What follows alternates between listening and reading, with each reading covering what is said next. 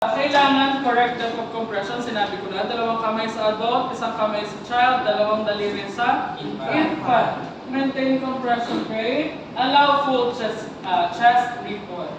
So when we say allow full chest recoil, yung kapag nailagay mo na yung kamay mo kung sa gitnang dibdib ni victim, na ilubog mo, babalik sa dati. No? Yun yung chest recoil. Hindi yung kapag nailubog mo na, ayun yung puso. Ay dinigdig mo na yung lubog, angat, lubog, angat, lubog, angat, lubog. Ano, babalik siya sa dati na pwesto. Ano? And then, minimize interruptions. Okay. When you start doing CPR, huwag kang magpa-interrupt. Ano?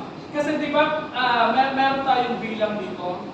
Kapag na-interrupt ka, kahit isang beses lang, nawala ka sa bilang, uulit ka ulit sa simula. And mind you, talagang makakasabunod ka talaga. Nakakapagod mag-CPR. Tapos papaulit-ulitin mo lang.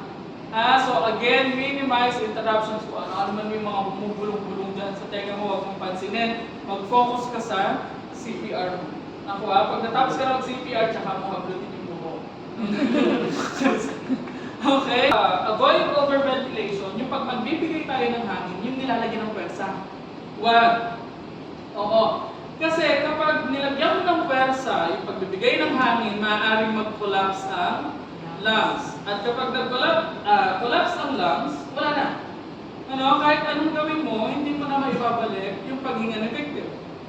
Diba? So, ang mangyayari dyan, paulit-ulit lang. Mawawala yung tibok ng puso, may babalik mo by means of CPR, ulit lang hanggang sa wala din. Kasi nag-collapse na yung